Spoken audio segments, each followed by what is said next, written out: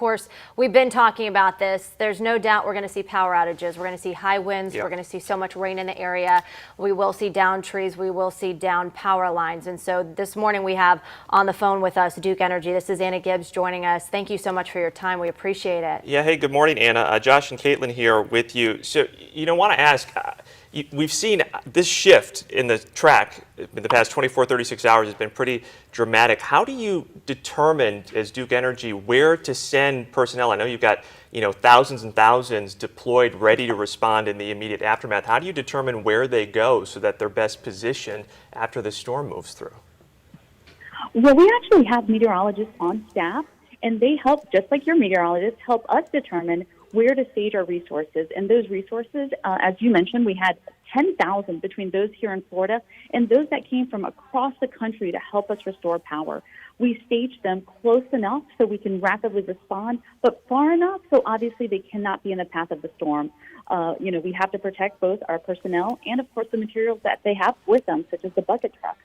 And so right now they're staged here locally. They're staged at Tropicana Field, but we also have about 2,000 trucks over in the villages and also at Ritchie Brothers. So they're strategically placed throughout the areas that we think are going to be hardest hit, but again, far enough away that they can be safe from the storm.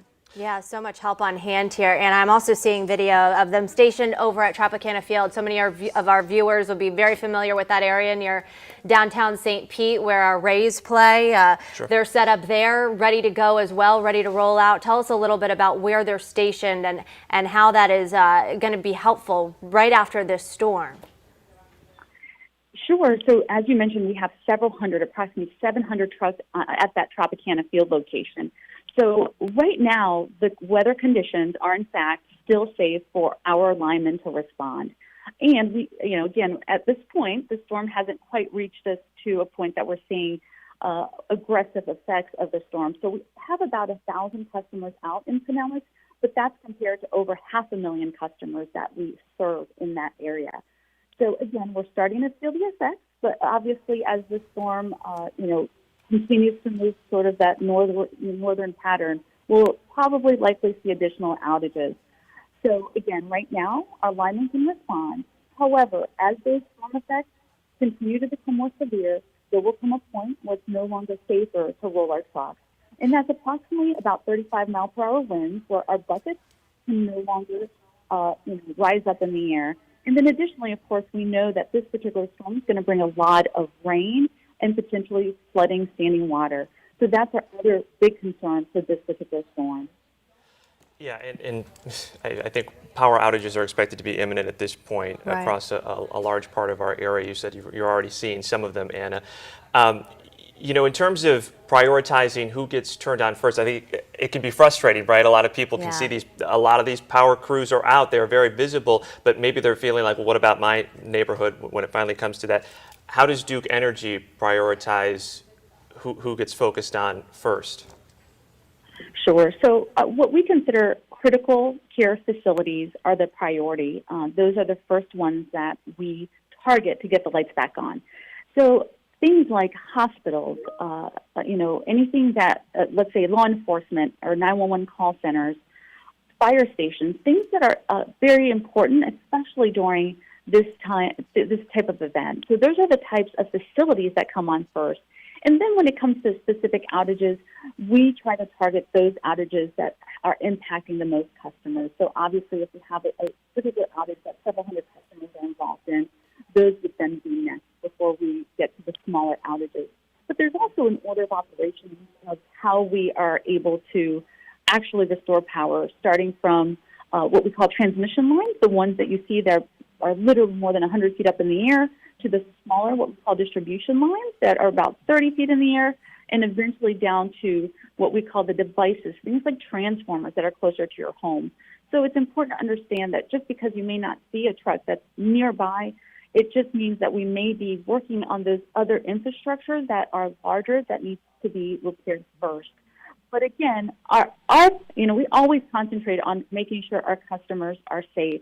So if you are in an area that is likely to flood, while this may sound a little counterintuitive, we would ask that you go ahead and proactively shut off your power at the breaker. That's usually in your garage. And by doing that, not only are you protecting yourself, because obviously electricity and water do not mix, but you're protecting your property, because that, in fact, could cause a fire or other sort of damage within your home.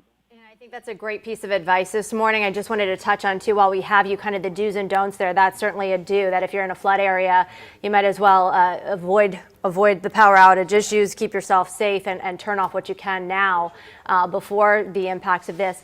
We're also anticipating down power lines, unfortunately, and you have very trained professional crews to get that power back on and restore it. But as we always say, you want to stay away, anybody in their community, stay away from any down power lines. Consider that it's a live line there. And then I also, on top of that, I also wanted to ask you too, when that power goes out, inevitably for so many people, do you want them to call and report it right away? I know you guys have a lot of technology in place too to kind of pinpoint yourselves what areas need to be addressed. Sure, we never mind that our customers inform us of an outage. So that means they can, contact. Obviously, they're welcome to call us. That number's on the back of their bill, which is the 800-700-8744. But there's a Duke Energy app. Of course, there's the duke-energy.com. So we have a variety of different ways that customers can communicate with us, even by texting, so that they can reach us and let us know that they're experiencing an outage.